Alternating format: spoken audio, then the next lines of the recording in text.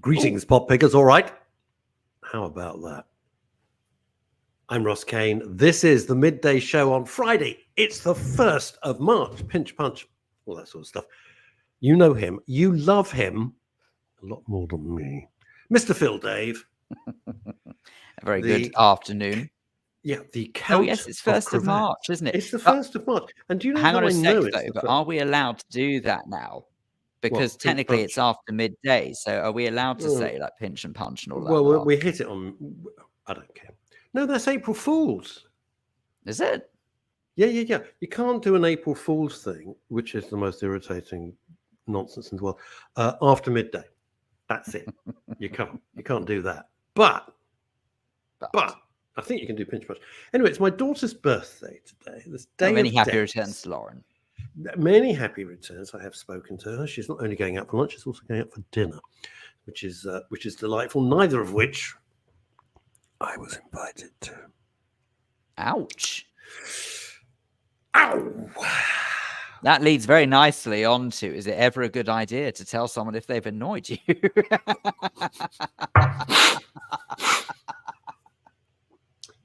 Phil came up. We were just chit-chatting about stuff, and Phil just said, "I've got an idea. Why don't we talk about that?" And I went, "That sounds good, but don't make me laugh when I got a mouthful of coffee." I do apologize, sorry. I'll tell you something. It's when Lauren was born in America, so she's American. And hi, Robert Van Buren. And Robert was born in America. It was snowing like crazy. She was very, very late. And I had to drive through the snow in Connecticut. It was thick. And then she didn't turn up for like forever. And then eventually she turned up. Anyway, she's my pride. I'll be honest, she's my pride and joy. My favorite daughter. I've only got 3 sons, 1 daughter. There we are. But I'm very, very proud of her. Her book's doing great. Facebook user, hello from across the pond. Who might that be? Who is that? Don't know, but they're over the pond.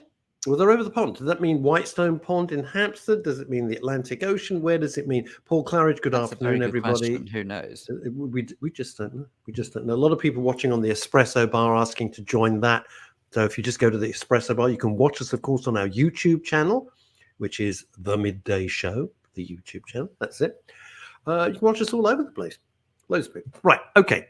Your subject, Mr. Phil Dave. Take it away, baby. Well, it's quite simple. Oh, for goodness sake. This doesn't want to fit on one line. I'm not going to lie. I think it's really good. By the way, thank you. Phil just said, I think we'll give it a new look. I went, oh, lovely. And so he did all this, and I'm really, really tickled. It's great. It took Phil about 37 seconds to do all this. It would have taken me 8 weeks. Phil is just, genius. Anyway, there we love him. Love him to bits. So go on. Is there put your huge banner up the size of... I don't understand why it's not fitting. I don't know why you don't project it. Why don't you just project your banner against Big Ben? You put anything up there now. So yeah, quite. Anything you like. Anything you like. Buy your bikes from Nobby Norman, Bittersea Circus. Why don't you do that? It's not against the law. Okay, so there we go. Right. Should you say if someone annoys you? Okay, so in a nutshell. Oh my God, look who it is. It's Errol. We got to say a big hello to New York City, Errol Rappaport, who's my new pal. Hi, Errol. And you're building a great rapport with him. I got a great rapport. That's our folks. Lovely guy. I only met him the one time, and he's with the very, very hugely talented another new pal, Quinn Lemley, who does. Next time she's over, we're all going to go. Anyone with the name Quinn works for me. Well done. Is it? Yeah, she's great. But what a name! It sounds like out of a Damon Runyon. I don't mean works for me as if I'm paying the employment. I'm not paying a salary. No. She doesn't work for you. And I say works for me, just to clarify, what I actually mean is that I approve. I like the idea, not that she's seeking my approval. You could not afford Quinn Lemley, but it does sound like the dame walked into my office. She was smoking hot, and I was still smoking. She sat down. I'm Quinn, she said. Quinn Lemley. I took one look, and I was sunk. That'd be one of those things, definitely. Either Raymond Chandler or I think Errol gets the point. Right, okie dokes. Should you say if someone annoys you? So the reason why I thought I'd bring this up in conversation is Go on. because that there is an individual who we both know, right, who will remain nameless on air, but I'll very happily tell you off air. Sorry, folks. But an individual who has done their level best to, should we say, carry out some very questionable behavior of late. And it's a very tricky situation because I happen to know that this individual does struggle a bit with, mental health, which of course is the sort of the very founding of this show. But at the same time, I'm a great believer that just because someone has mental health issues, that you shouldn't necessarily treat them differently to any other person. Why should you? Because then that's discriminatory. So I decided after months of getting quite worked up by this, I put it all down in writing. And I know it was cathartic. I'm not going to lie. Do I know this person? Yes, you do. I benefited from doing this, right? No doubt about it, because it was me who had a lot of anger pent up. I don't think they cared too much. But all I know is that I thought, I've had enough of this. I've just to say it how it is. Because I'm a great believer in, as I'm sure you may have noticed, Russell, in basically telling people what I think. And you're brave. One thing people don't get with Phil, they go, he's such a nice boy, he's really brave and out there. And if you piss him off, boy, oh boy, and he doesn't care. He doesn't have it's not that he doesn't have a filter. Happen? Well, you get your face kicked in. It's London. Right. Well, that's against the last time I checked. That's against the law. Telling someone what you think is not against the law. Well, we'd need a police force to enforce that, wouldn't we? We'd need a police force that gave a shit. So that's fallen at the first hurdle.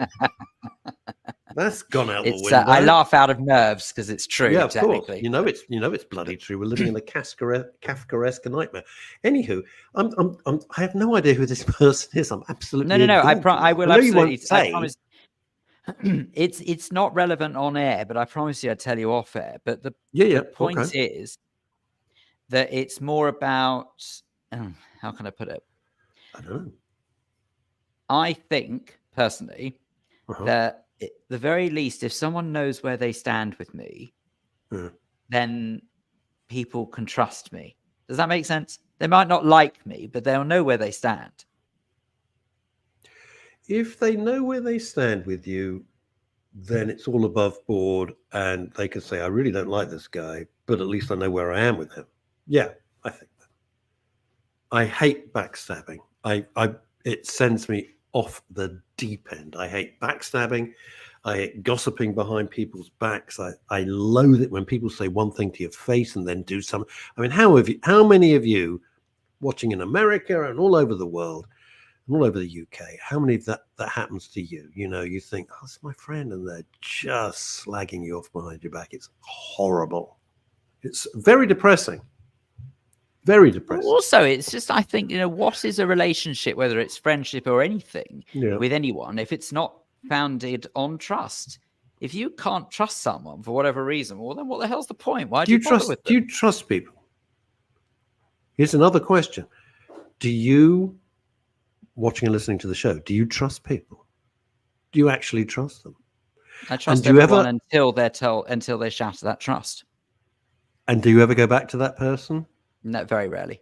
No. Will you have dealings with that? And even if I do, it's never the same. Never. And neither should it be. I think that's the thing. If somebody betrays your trust, you can still have a relationship, whatever it might be, kind of friendship, business, or whatever, but you know who they are. And as you say, Graham Pack sort of says it's out of flippancy, but Graham Pack says everything out of flippancy. He says Phil is like the Incredible Hulk. You won't like him when he gets angry. Well, maybe, but I don't know. But I kind of make no. You see, here's the thing. No, Graham, losing your temper is bullshit. That helps nothing. I know it's human nature. Phil doesn't do that. Phil doesn't suddenly become somebody else and start screaming and shouting and raving and ranting. Phil just is exactly like Phil. I'm very good at it. No, but Phil is exactly like Phil, except he goes, this is what's happening. And I think that's very cool. Julie Voice says, you see, Julie, I knew we were friends. Well, like digital friends. No, not anymore. Trust has been broken too many times. I'm with you. But Julie, is I'm with that a you. blanket? Is that a Yes, blanket over it is every for single me. other human being?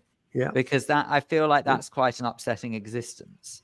It's rubbish. It's a rubbish existence. But fool me once, shame on me. Fool me twice. Fool me once, shame on you. Fool me twice, shame on me. I'm with Julie on And I this. get that, but that's why I say I I'm trust not everyone trusting. once until they shatter that. Yeah. So you wrote this. So whoever this mystery person is, I don't know. You wrote it. What, you wrote an email or a letter? Or a letter? Just a WhatsApp message, just an elongated WhatsApp message. And wow. I know that's actually quite a cowardly thing to do, but actually, when you Why? learn that I can't ever get through to this person, that's why. Why is it cowardly? No, because it would be better to do it face to face. But I don't remember the last time I've seen them. What do we think about this, gang? All right. Phil is saying, I think it was cowardly. He thinks it was cowardly to send a WhatsApp message to whoever this person is, person X, and say, you smell of wee, or whatever it is. Right. I think it's better. And I'll tell you why. You didn't smell it. I didn't say that, just for the smell record. a poo. You look like a big poo. That's the level of my maturity for an argument. I'll see you on the playground. Yeah, I see you. Yeah, I think you're so big. Anyway, Be there.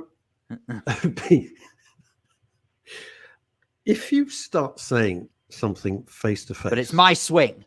Say again. My swing. I'm in charge of that swing. You better not be on it when I come out of maths class. God, you had swings. Get you. We had nothing. Anyway, so the point I'm trying to make is this: if you go face to face and it all kicks off, it can go horribly out of control. And the things that you want to say to that person, right? The things you want to say could go out the window. And it gets derailed. If, like Phil, which is why I prefer your approach, you sit down calmly, coolly, rationally, and write what you think, at least you get your points across and you won't be interrupted. So I think it's a better idea. It's quite cathartic. The truth is, it was very therapeutic for me to get those feelings out there, because now I've sort of let them go a bit. Yeah. And the reaction has been what? I don't know. Send me a voice note and I wouldn't listen to it because I'm not ready to listen to it. I'm not interested. Ooh. Because I don't think there's very much that could be said. Literally, unless I even put as part of the message, unless your next interaction is an apology, I'm not really interested. Wow. Or actually, no, I said, unless your next interaction is an apology, don't bother. So here's the thing. What lesson have we learned so far on Friday, March the 1st? The lesson is this. Never say to Phil, I don't like that jacket with those trousers. I don't think they go. Ever. Because this is what's going to happen. Me, I'm in my usual uniform, jeans and t-shirt. Doc Martin boots. That's it. Greetings, one and all. Yeah. Hello, and to you. Now, here's a question. This is all right. So extrapolating from that, this isn't a bad point. Oh, I'm sorry. You just put it up. I'm going around the bend here. Let's do this. Mr. Pack says this. Is it cowardly to break up with a boyfriend or a girlfriend, especially long-standing, with a text rather than face-to-face? I think it depends on the circumstances because... No, I tell you why. Because if it's someone who could potentially show tendencies to be abusive, then actually you're doing it for your own safety to do it by message. So I think that is acceptable. If it's someone who is someone that how can I put it delicately? If it's someone that you've just gone off for whatever reason, right? For no other reason than just don't like them anymore. Yeah. Not necessarily done anything, but they've always been loyal to you. No, I think that's not very nice. The way I look at it is if you are going to break up with someone because for no other reason than your tastes have changed, I feel as though that the least they deserve if they have been loyal. Just get on your freaking nut. But there's another side to that coin. Boy, this is really showing our personalities, isn't it? What the hell was that? Well, I don't know, whatever it is you got. I don't know, whatever it was. Someone's just dropped dead. Another job. Not for like me. when the clock dropped off. Don't. Wow, we'll tell that story for new viewers. If you're breaking up with somebody, whatever it might be, you're not going to see them again. So screw it. I know that sounds harsh, but why put yourself through the whole rigmarole? Not if you've been with someone like 35 years and you've run off with Fifi La Cadillac from the Sunset Strip on Wardour Street. I mean, probably want to have a conversation about it. Sorry, darling, you're very charming. Thank you for bringing up our 27 children, but I'm running off with 19-year-old Ukrainian Fifi La Cadillac because of her wonderful wit and deep understanding of Kierkegaard. I don't know. Anyway, that's what I'm saying. I don't know. I mean, who cares, really, if you're breaking up with them? Who really cares? It's kind of cruel, but you're going to break up anyway, so it's a kind of clean. I don't know. Horses for courses, I don't know. Whatever you're comfortable with. I guess it comes down to whatever you're comfortable with. What do you think? I guess because when you sort of do find yourself in that kind of situation, it's obviously, listen to us giving relationship advice. Yeah, please. because Anyway, we are relationship the experts. single. The single. I'm just, well, what the bloody hell do I know? However, what I would suggest from my endless string of lovers that he's endless. Oh my God, he is the Hugh Hefner of Hertfordshire. He's the Hugh Hefner of Hertfordshire. Very much. It just so happens it's another block where I'm nowhere near. But anyway, but it's just that the idea I would have thought is that, bearing in mind that it takes two to tango in all forms of a relationship, I would say that if someone is going to potentially feel uncomfortable about expressing their newfound feelings, i.e. they don't want to be with that person anymore, I would have assumed that actually, if it's not very nice to do that face-to-face with that person, then both parties have got to be comfortable. But that's kind of why I think to myself that if you are talking about someone who you've just gone off, who has always been loyal and good to you, it just feels a bit harsh. But then it's very easy for me to say that because I've not actually been in that. Well, I say I've not been in that position. I've been in that position years ago where I did break up with somebody Good who God. I'm actually still very good friends with. But I did do it face to face, by the way. Absolutely. I don't think Jill Kenton's ever got over it. I just want to clarify, it's not Jill. Jill is like my sister. That'd be very weird. But anyway, but it's more. You are a troublemaker. Anyway, but it's more that I felt that person deserved better, and actually, I don't mean better than me. I mean, she couldn't get much better than me, but it was more that I think that they deserved better in terms of actually sort of rather than just being told over text. However, it kind of works because we are still friends. So I feel as if it was done by text, we probably wouldn't have been. But you can still be friends with someone that you were romantically involved with. Not in terms of business, though. I think when business goes south, it goes south. That's it. You know, it's crashed and burned, and that's it. There's no going. There's no going back on that. No going back on that. I think when business goes really bad, you cannot remain friendly with the people you were involved with. Doesn't it kind of depend how it's gone sour?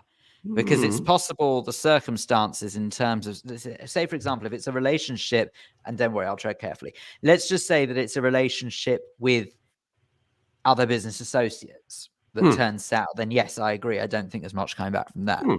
But if it's gone sour because life changes, so for example, let's just say that there are a duo who are in business, say, setting up a farrier's, for example. A farrier's, yes, because there are many of those in Hertfordshire. No, but what I mean is that sort of if circumstance changes, that farriers are no longer needed. Chimney sweep business. Exactly. But I mean, it's just using it as a wild example. No, I get but let's just say that kind of business is no longer needed. It's not necessarily the business partner's fault. No, I get that. That's the case. I think we could sum it up like this. If you're in a business relationship, I don't know how we got into all this relationship stuff. I know, we're really letting ourselves. Your fault. Sending horrible. I'm not WhatsApp. So sure I liked the Midday show now. It was much more fun. The Midday show very, very much indeed. It was much more fun when we used to prat about.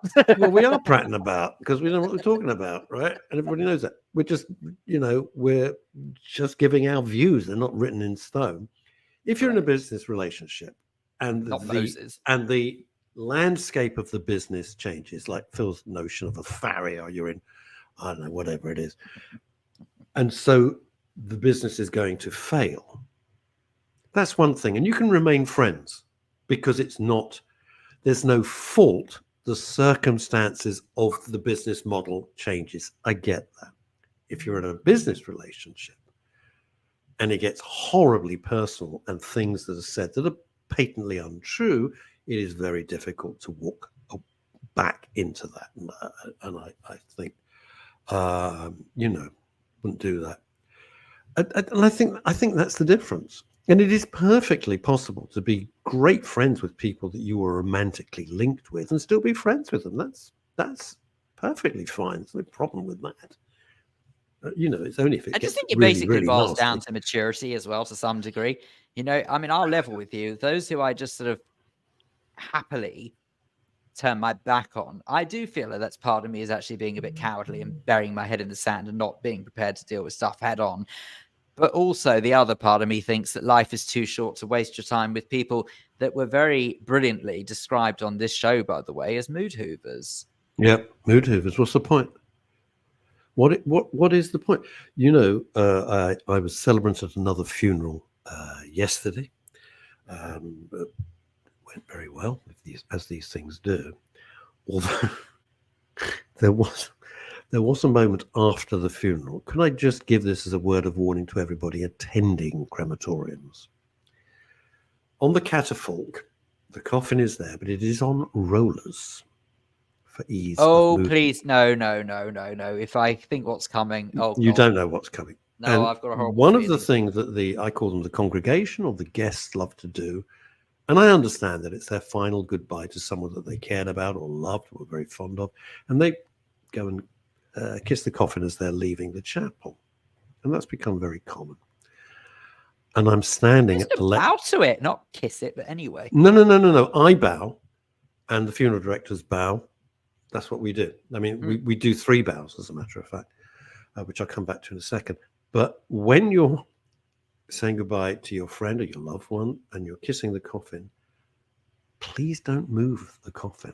And I was standing at the lectern yesterday, and I can see it's starting to go. It should have been straight on, and it's starting to move because everyone's kissing it on the same I can corner. only imagine your reaction. You must have really struggled to keep a straight face. No. I didn't find it funny because I thought, there's only me, because the actual crematorium staff were now outside leading the guests out. So I'm the only officiant, if you like, in the chapel. And I could just see the coffin starting to move. So please kiss it by all means. Just don't push it. Because you got several hundred, it was a huge funeral yesterday, and several hundred people going by. I could just see this thing going, no, stop. There we are. It was a beautiful service. See, I actually sort of find that quite strange, because for me, and sadly, I've had occasion to go to quite a few cremations, but I've noticed recently there's no more of the drawing the curtain. There's no more of the sending it like behind screens and stuff like that.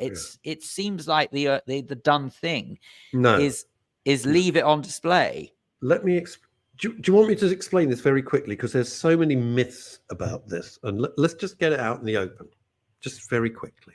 All right. Number one, the family has the choice. So we can bring I call it guest of honor. We can bring the guest of honor first, and put the coffin on the catafalque, and then the mourners and the guests come in. So it's already there. It's the family choice. Or secondly, again, down to the family, entirely up to them. All the guests can be assembled, and then we bring in the departed. That's your choice number one. Can I please, I've said this several times, I'm going to say it again. The notion that underneath are furnaces, it's only in Goldfinger in James Bond. Please, it is an absolute myth. There is nothing behind the curtains. Not the Wizard of Oz, not the haberdashery department of John Lewis. There is nothing. All right? It's private. And if it goes down, which is rare, and I'll come on to that in a second, it's not going into furnaces. It's just being lowered. There is nothing. Where you're sitting, there is nothing like that. I promise you. That is pure myth, pure James Bond movie. It's not real life. What Phil is saying is, again, the family have the choice. You can have the curtains open, or you can have the curtains closed. And if you've been to a ceremony where the curtains close, it doesn't mean suddenly fire's erupting. It means nothing. It just means curtains are being closed. Most people choose, and I discuss it with them, leave the curtains open, the coffin is there, the flowers are on top. I think it's a beautiful thing. But if you're not comfortable with that, have the whole service with the curtains closed. Absolutely up to you. But these are the myths, and take away the myths, and it's not scary and horrible. It really isn't. Really isn't. I will say one thing, though. I do actually appreciate when you go to a funeral, and clearly, or a cremation in particular, and families do have a good sense of humor about it. I think one of my, if this is not too of a weird way of putting it, I think one of my favorite cremations ever was when the curtain was being drawn around the coffin. They were playing the theme tune to Countdown. Oh my God. So to me, I think that sort of that actually does kind of show that someone's got good humor. And hats off, can I say, to the directors. The timing was perfection. It was literally. Oh, that is. You Brilliant. can have whatever you. By the way, you can have whatever you like. In recent funerals, the exit music was Max Bygrave's "Tulips from Amsterdam" because the lady has been married to a Dutch fellow. Yesterday, they hadn't suffered enough. Stop it. Yesterday, it had been quite a religious service, quite a couple of hymns and poems and stuff like that, and the exit music was Barry White. You're my first, my last, my everything. So it's kind of like a disco feel as everybody left. It's your choice. You can have whatever you like.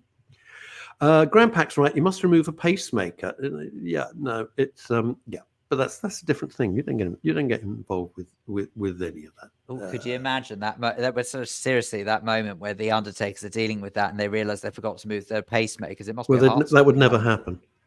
That would never happen. I just want to. I know I keep saying this, but I think it's reassuring and I think it's important because this is an open conversation, right? The gravitas this is dealt with, the kindness and the gentleness and the respect shown by every member of both the crematorium and the funeral director's staff is the best in any industry I have ever encountered. It's extraordinary. It's absolutely superb. So you will know, whichever funeral directors you choose, that your loved one is so being looked after. I can't stress that enough. And let's remove the taboo and talk about it. Talk about it. Take away the. I actually don't know whether or not it's so much a case of people see it as a taboo. Excuse me, they see it as a taboo.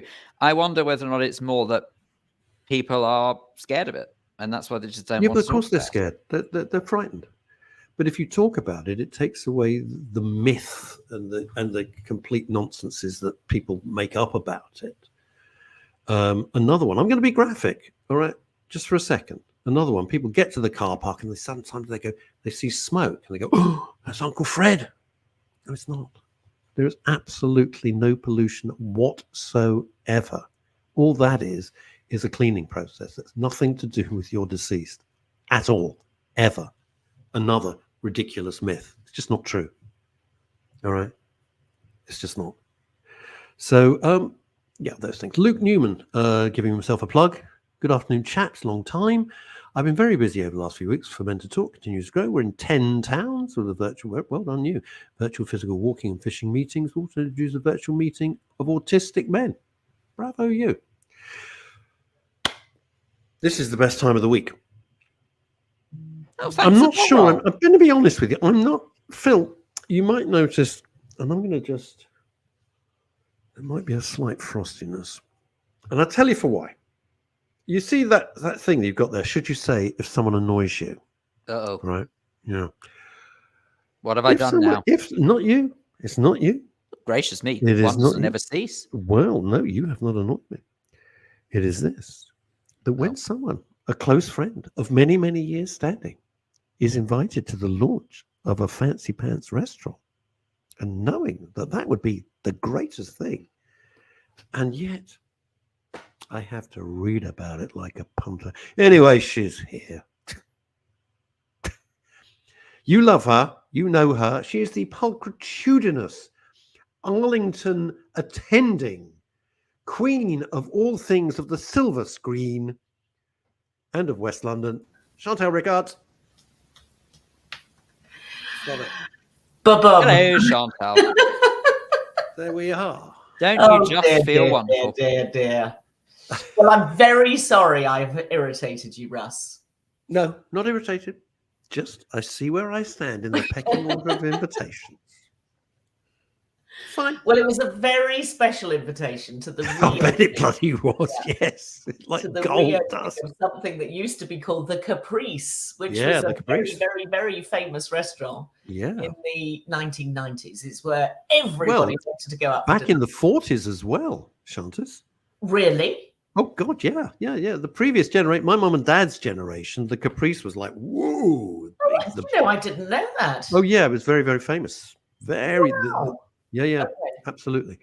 Right up there, the Caprice, which is why you'll tell us why, when it was reinvented in the 90s and everything, it was a big deal. You know, it was coming back sort of thing. Well, that I didn't know. I wasn't in London in the 40s, but clearly I was in London in the 90s. And the Caprice and the Ivy to me. Yes. Were the two places, if you actually managed to get in and get a table, Yeah. that you sort of felt you'd made it in London. Stupid, but that's how it was. I know. We are pathetic with that.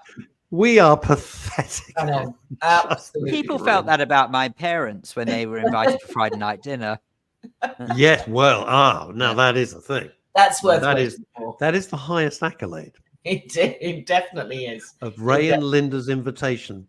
Forget the new art. Anyway, so come on, walk us through this. The Caprice kind of went south. What happened to it? The Caprice closed. It was under very different management. Because the original, the 1990s. Well, by the sound of it, bad management, but yes. Careful. No, not entirely. Not entirely right. People I knew or knew of. But anyway, it closed 4 years ago. This is the 90s version and carried on till then. It had been started by Corbyn and King, Chris and Jeremy. Not Jeremy Corbyn before everybody switches off. No. Jeremy Corbyn. No. And they created all those other lovely restaurants, the Delaunay and the Wolseley. I love the Delaunay. The Delaunay and the Wolseley are just great. Restaurants. Yeah. They Anyway. are, but they're not crazy. It's not. I just want to say one thing. They're not snobby. They're just really nice. It's not a snobby restaurant. Great food. Really but it's lovely. step back in time kind of stuff as well. You just go in there and it's such an experience. This is a step into Delaunay or Wolseley or wherever, and you just think of yourself as somehow back in a bygone having era. a nicer It's time. marvelous. Having a nicer time. And speaking as someone who appreciates a bygone era. So. Yeah, well, yeah, or a Beagle. Anyway, so now it's One of them for breakfast, so just tell the story briefly, because this, Well, it's the original Jeremy of Chris and Jeremy of King and Corbyn and King has reopened the Caprice, but kept the sparkle, if you like, and kept the history of the Caprice. The restaurant room itself feels identical to the restaurant that I last went to 4 or 5 years ago. Right. The photographs are the same, the decor is the same, the seating arrangements are the same. In fact, a lot of the staff are the same, even some of the staff from the original 1991 opening of the restaurant. Right. Amazing, absolutely amazing. But it was a horrible twist. There's a horrible twist to this. In all seriousness, the King and Corbyn, or Corbyn and King, were the great restaurateurs of London. They weren't chefs or anything. Yeah, they didn't cook, if you don't know them. But they opened these fantastic restaurants that had a wonderful standard. You'd have a wonderful lunch or dinner or breakfast, in fact, and they were great. And then banned from their own restaurants, having built up an empire. It's just extraordinary.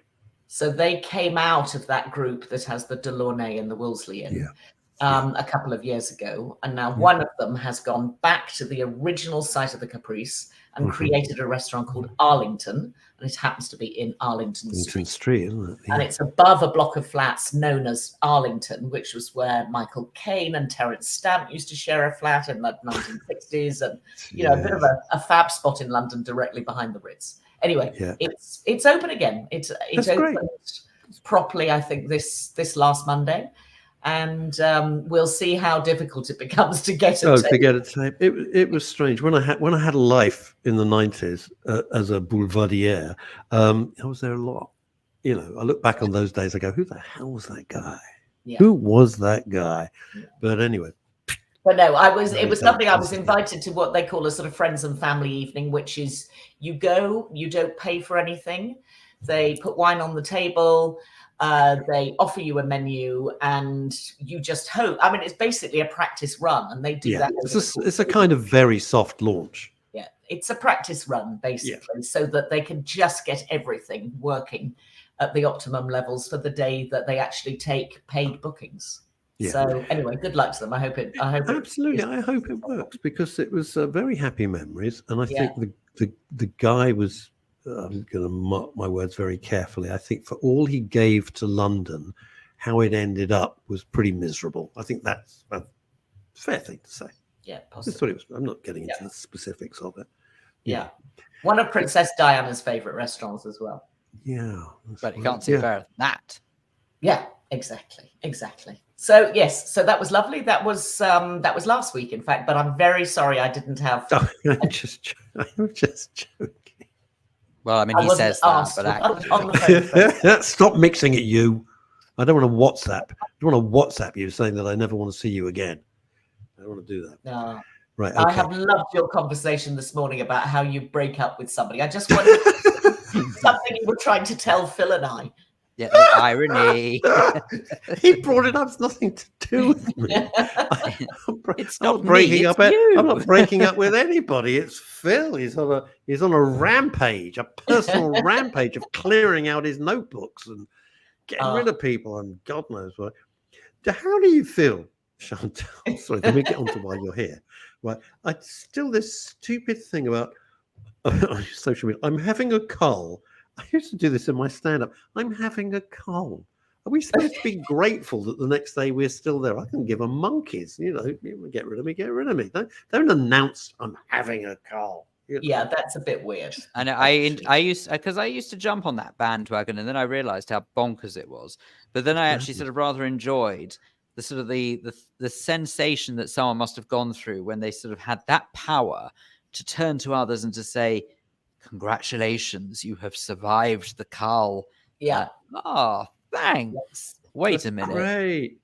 I've done it quietly. And when I left America, I'd realized that Facebook's used quite differently in America. It's much more of a business connector than the UK. We use it much more as a sort of personal social media.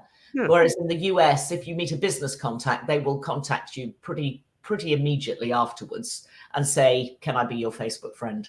But when I left America, I very quietly turned off an awful lot of those people. And you can do it without letting them know that they're no longer. Yeah. So that was my way of doing it. There's a thing on Twitter which always sends me into the depths of depression, which I really try not to go on, but I try to do just for little jokes and to promote the show and nice little things. But God almighty, it's a swamp and a sewer and a mire. But I don't block people because I don't want people to go, hooray, I've been blocked. I just mute them, which means if you mute them, they don't know, and you don't never have to hear from them again. But I won't block them because they're thrilled, apparently, with all this stuff. It's just, no, it's very nice just to be able to turn the television off occasionally and to not have those people filling your space. It's horrible. It is. To turn the television off. Well, let's hope not, because otherwise, why are you here? Because she's fabulous. That's why. Oh dear, there's so much out there to watch at the moment. Is there? Well, last night, Chantal Rickards, OBE. Yes. I was watching the original series of Star Trek with William Shatner. You can find it on Netflix back from 1968. It was bloody marvelous. My word! I was binge watching just Star Trek. In the 60s. Oh, it was great. That's amazing. Great. Anyway, that's just me. I met him down in Cannes a few years ago. Who? William Shatner. No. Yeah. And he was as much fun as you think he's going to be. He's got a wicked smile and a wicked sense of humor. I love and it. He's absolutely charming. I think he quite likes the ladies. And I had a lovely evening sitting next to him in some tent. Good job he didn't meet George Takei then. Oh, I'll have Hilary O'Neill screaming all over me. If you phone Hilary O'Neill, it's George Takei on her voice her Oh, answering really? service. Hello, this is George Takei. I never met him, but I always think George Takei comes across as a very nice chap. Yeah. Well, Hillary did panto with George Takei and said he was absolutely lovely. You know, I don't know. Yeah. You've met him. Yeah, we have. You met him on Through the Keyhole. We had him on Through the Keyhole, exactly. I was just racking my brains going through the list. I'm thinking, I'm sure we did have him on Through the Keyhole. Because you had a slight alter. Oh, you're right. I remember telling you that story now. Yes. Oh dear. Not with him. What have I started? We can't bring it up. No, or can we? Vote now. I got my phraseology wrong, and you didn't. No. I'm sorry. You didn't get there was nothing wrong with your phraseology. It was nonsense. I'm sorry. I can't. I'm not having you beat yourself up over that. They'd be happy. They haven't changed the name of that hotel near. They haven't changed near Harvey Nicks. You know where I'm going with this. They haven't changed the name of that hotel, and it's full of A-listers. So it's just nonsense. No, it is still called the Mandarin. Can I just say, just before we delve into the depths of television, I've just realised that Russell, we teased earlier on about what happened with the clock, and I'm very aware that we don't want people to forget, to just let that moment pass by. When we said, for anyone who's a new viewer, we'll explain later what that was. Sorry. So I just didn't want to let that pass by. My best friend Francis McGuy was very, very ill. He lived in Los Angeles, and Phil and I were doing a show. And I have a huge wall clock, and there was an almighty crash, and I turned behind me, and the clock, of its own volition, had fallen off the wall. The glass had shattered, and I said to Phil, right in the middle of the show, "That's Francis is gone." And I get a message later that day to say that was Francis. Francis had passed at that time. Wow. At that time. I miss him every day. He was a film director, writer, and my closest bud. When I was, as you know, when I was in LA, I'd see him every day for lunch or dinner, and I miss him enormously. But that was the clock story. Yeah, freaked me out. I've never heard you tell that story. Yeah, freaked me out. Yeah, I know, it's quite something, isn't it? Ho hum. Right, what has come across your fabulous purview? Well, I was just saying that I think the spring is in the air, or something's in the air, because the television and streamers seem to be full of this. It's sort of like crack pottery abounds. Every single crackpot seems to be coming out of the woodwork somewhere, and there are some quite funny crackpots, because I quite like watching a crackpot to feel normal. It makes me I think feel we do need to normal. use I don't know whether or not, technically speaking, that politically correct people would say crackpot anymore. So I think we have to use the more correct terminology, which is psychoceramic. So there you go. Wow. Very funny. And I certainly can't take credit for that. That's a Ken Dodd joke, but even so. Oh, was it a Ken Dodd? Genius. Wow, what a great guy. Well, that is way ahead of its time. That's very funny. I will cutting edge. That. I'm borrowing that, pretending it's me. Anyway, if you want to see 90 minutes worth of crack pottery of the latest lunatic that Netflix has found, actually the guy's a con artist, and I quite like a con artist. And this is a con artist who set up a whole Bitcoin business, which, to me is ultimately shady. But this guy was beyond shady.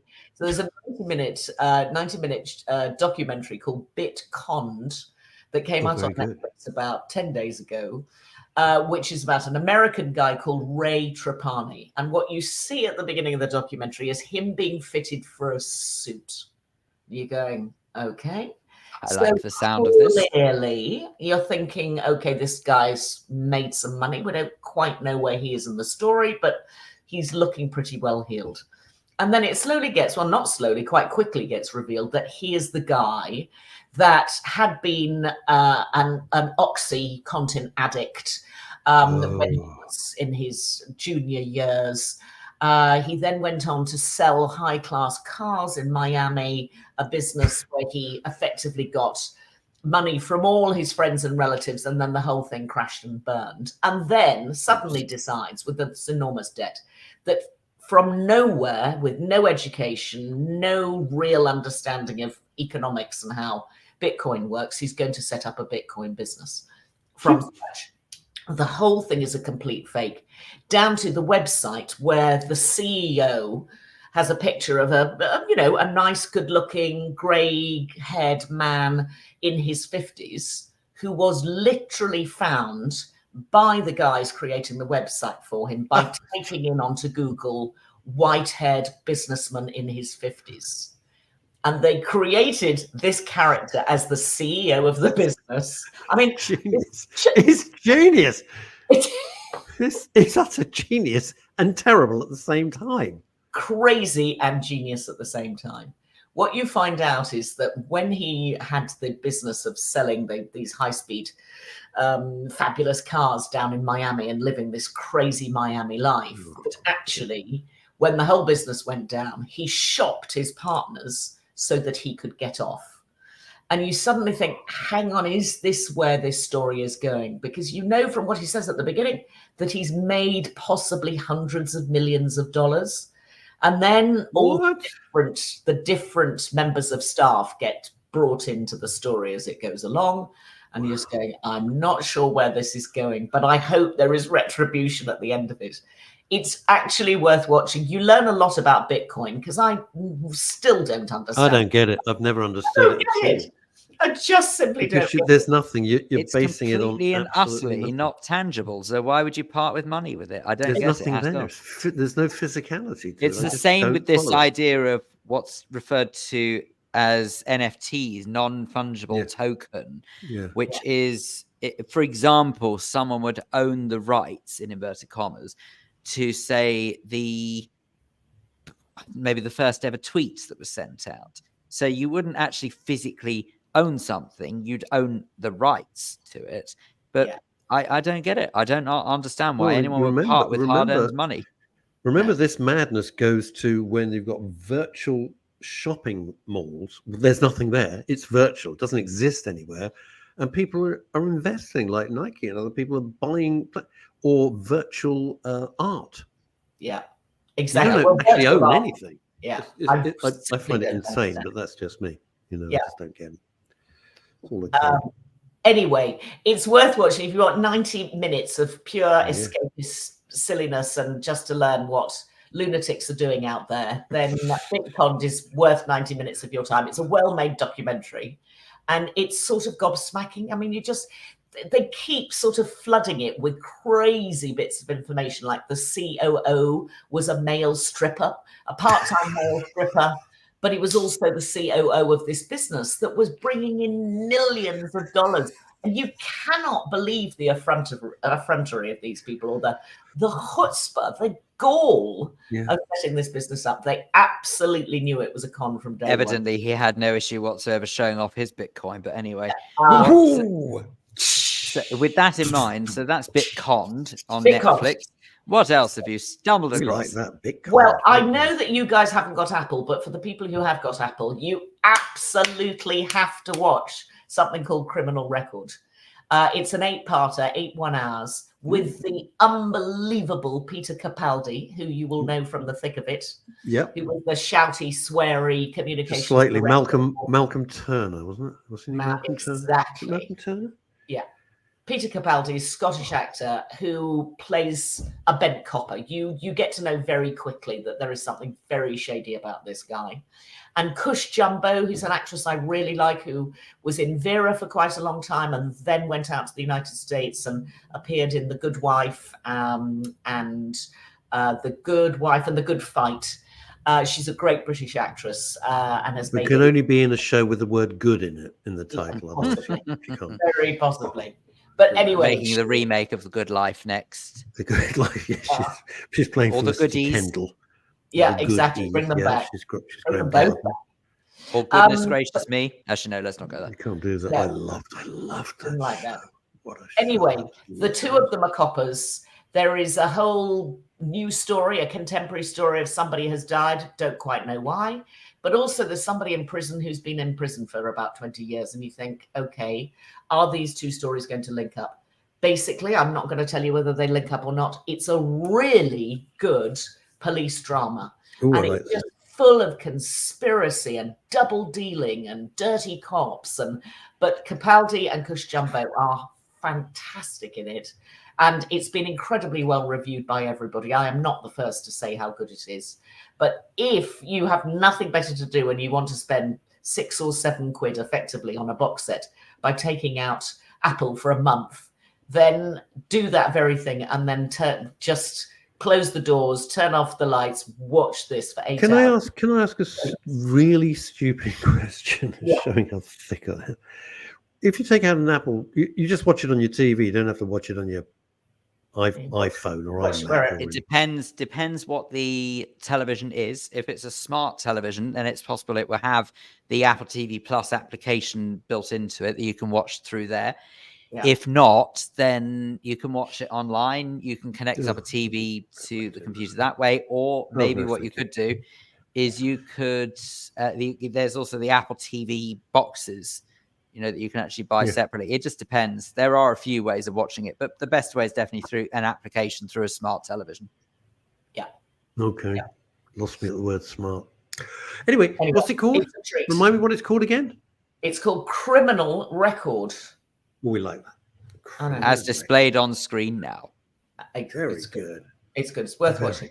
And then I found a couple of other good dramas. One a Danish drama and one a Spanish drama. The Danish drama has the fabulous Danish actress Sophie Grabol in it, who we know from the knitted jumpers in The Killing. Don't know if you remember that from 2012. She became an absolute star, mainly because she had these enormous knitted Danish jumpers that was her look. In The Killing. Random. Yeah. Can she act? Well, she's got a nice jumper collection. That'll do. Stick her in. Brilliant actress. She related to Giles Brandreth by any chance? Yeah, this is my Giles. Funny enough, I saw him last night. Not last night, the night before. I love him. He was he's terrific. He's a nice chap, but my goodness me, he's got the most extraordinary taste in jumpers. Oh, just terrible. But here we are talking about them. Where did you see him? He was in the pub in Barnes 2 nights ago, having supper at the table next to me. Oh, wow. He seems. I've met him a couple of times, and I don't know. I just went up and said hello, and he was delightful. Yeah. Did I tell you before our next show? I did something. Yeah. I was at BAFTA, a place that you may recall. I do. So I went to see Merchant of Venice with the marvelous Tracy Ann Oberman. I was invited, thanks to our theatre critic Jonathan Baz. I was invited on to the do afterwards at BAFTA. Very nice. And I'd seen in the audience, and I said this the other day. And Phil and I opened the show with, you always want to say things to people. I saw one of my favorite actors, who I've never met in my life, why would I? Phil Davis. Brilliant actor.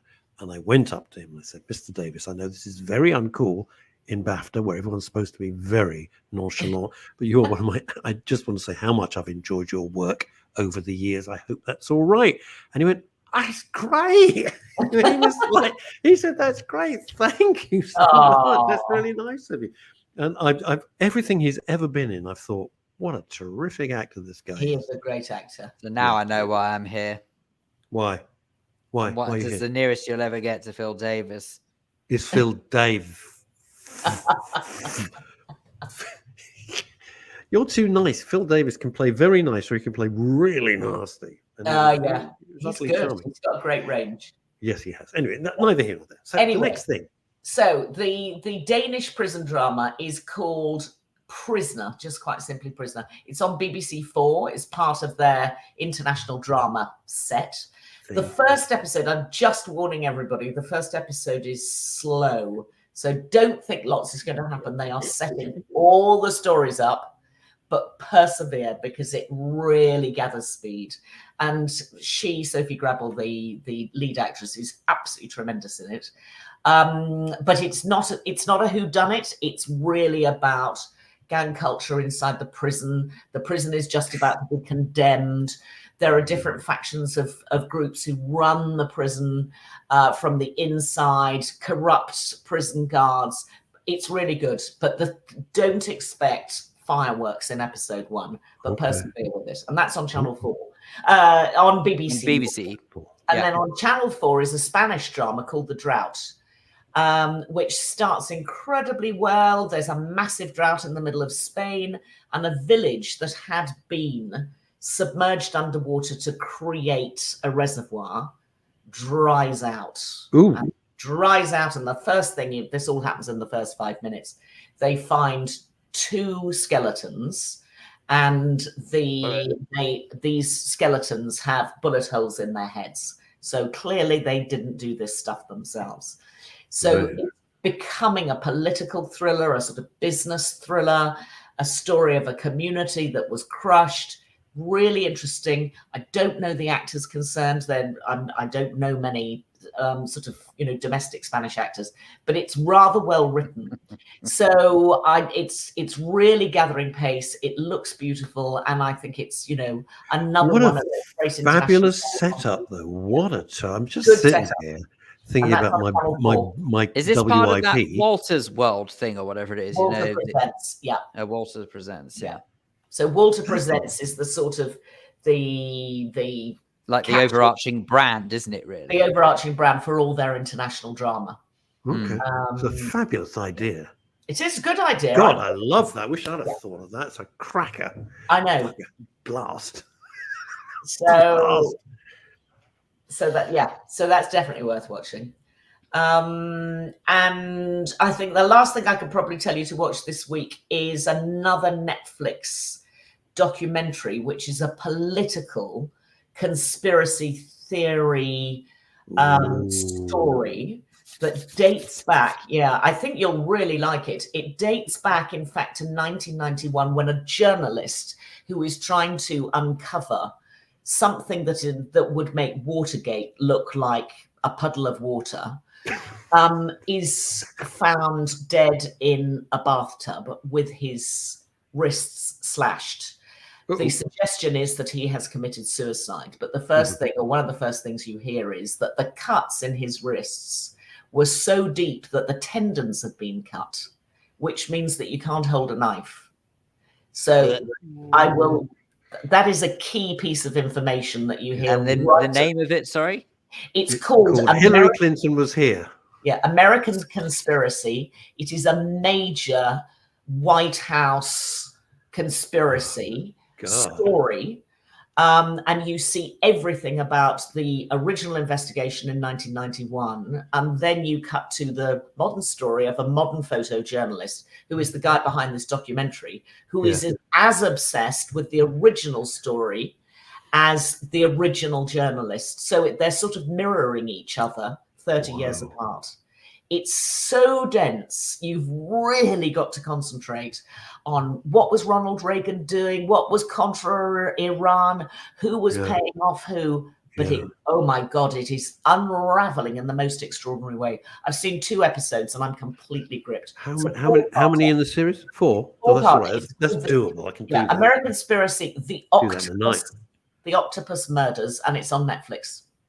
I just like the idea of when Reagan was told about this, that his reaction probably would have just been, "Oh, golly."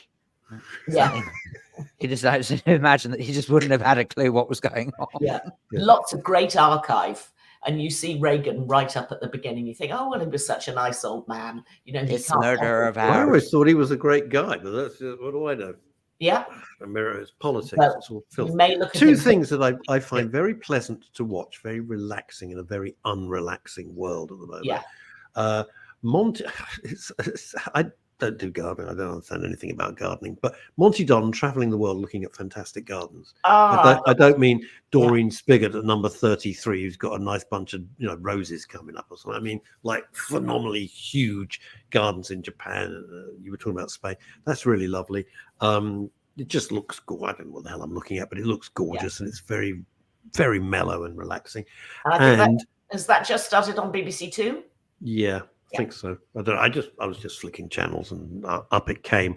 And then the chef, Marcus Waring, again, I know I've mentioned it before. It's so lovely to watch him with his kind of farm thing and learning. It's just very nice, non-violence, not grim. It's just pleasant. We allowed that. Just pleasant to watch.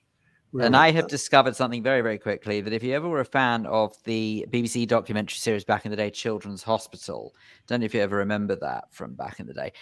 There is something on Discovery Plus, which most people who have Sky Television have access to. But Discovery Plus is, there's got an 8-part series called Australian Kids A&E. Riveting. Really, really riveting stuff. So there you go. Yeah. That's it. God, we're so Chantal, different thank with you our very much. viewing, aren't we? Brilliant. Chantal, Good. thank you so much, as always. Good seeing you guys. Thank you for your time and thank you for your Wonderful. expertise. Bless you for being on the Midday Show. That's it. And that, ladies and We're off. gentlemen, is it. Of course, the beauty of it is we can always run on a little bit because we can do what we like. Well, you can if you want, but I've got to No, go. you've got. I can't because I've now got to record my weekly podcast, Walk the Talk, the Hero's Journey. Bye. Thank you, Mr. Phil Dave, and please don't send Great me a pleasure. WhatsApp Thank if you, you want to Mr. break Russ up with Kane. me. If you want to break up with me, It's not no, me, just it's send me a you. WhatsApp. You're right. Bye. What? Bye. Bye.